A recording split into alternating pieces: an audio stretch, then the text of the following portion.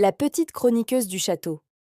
Dans un village perché sur une colline, au cœur d'un royaume ancien où les chevaliers et les marchés animés faisaient battre la vie, au rythme des tambours et des cloches, vivait une fillette nommée Amara. Elle avait 10 ans, des yeux curieux et un carnet qu'elle ne quittait jamais. Le carnet n'était pas pour dessiner ou écrire des histoires fantastiques, mais pour noter chaque détail de ce qu'elle voyait autour d'elle, comme si elle était déjà une chroniqueuse du royaume. Chaque matin, Amara parcourait les rues pavées avec son panier de pain frais acheté à la boulangerie du village, observant les artisans qui martelaient le fer, les tisserands qui faisaient danser leurs fils colorés et les enfants qui jouaient à cache-cache autour de la fontaine. Elle notait tout. Les conversations des marchands, les habits des nobles, même les sons des cloches de l'église, car tout, selon elle, racontait l'histoire du monde. Un jour, un messager arriva en trombe sur sa monture, tenant un parchemin scellé. Il s'adressa au seigneur du château voisin. « Sire, la reine invite votre village à la grande fête du royaume. » Les villageois se réjouirent, mais Amara sentit une étincelle d'aventure. C'était peut-être l'occasion de voir le château de plus près et d'écrire quelque chose de mémorable dans son carnet. Le château se dressait au sommet de la colline, ses tours en pierre blanche brillant au soleil. Le portillon s'ouvrit sur une cour immense où des chevaliers s'entraînaient au combat et des serviteurs allaient et venaient. Amara, émerveillée, suivit les habitants du village jusqu'à la grande salle ornée de tapisseries représentant les conquêtes et les fêtes des rois passés. Alors que les invités prenaient du place, un jeune prince nommé Kaël s'approcha d'Amara. Il avait à peine 2 ans de plus qu'elle, mais il semblait déjà porter le poids des décisions du royaume.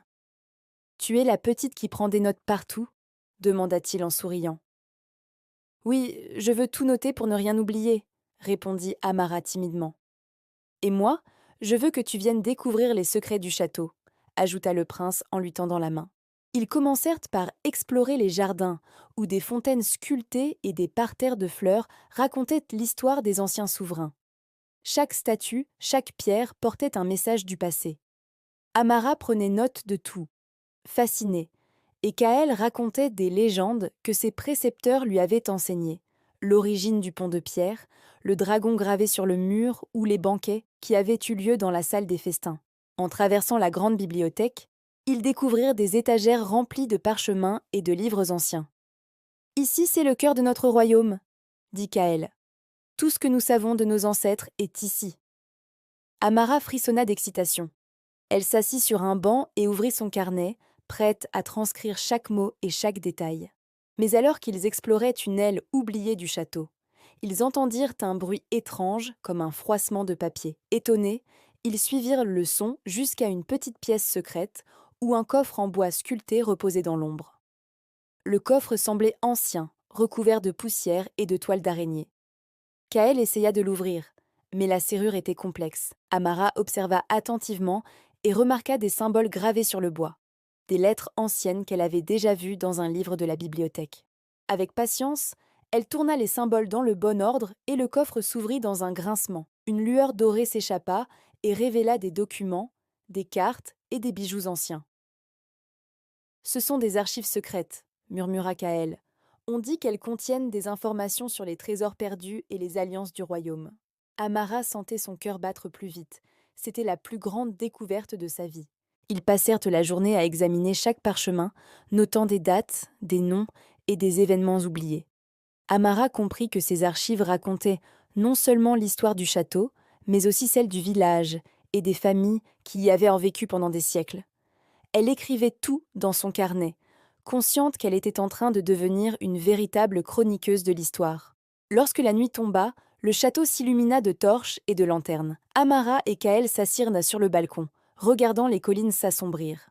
« Tu sais, » dit Kaël, « les histoires que tu écris aujourd'hui seront lues par les générations futures. » Amara sourit, fière et inspirée.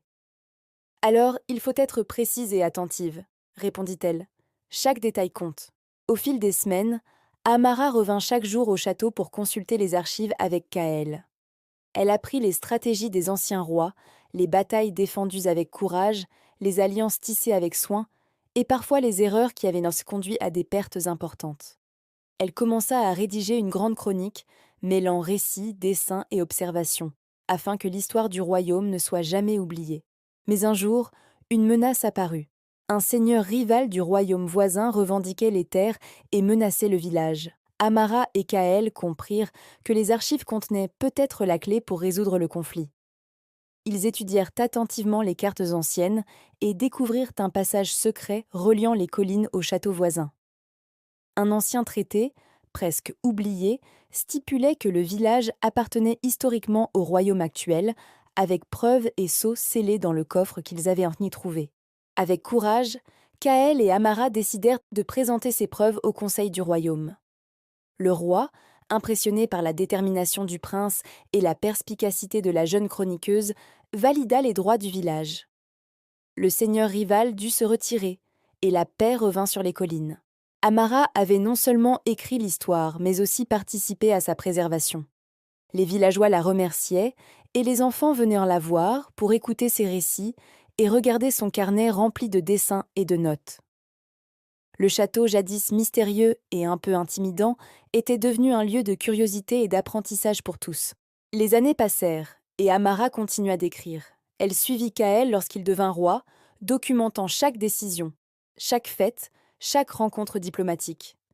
Elle apprit à comprendre les motivations des gens, les subtilités de la politique et l'importance de connaître le passé pour guider l'avenir.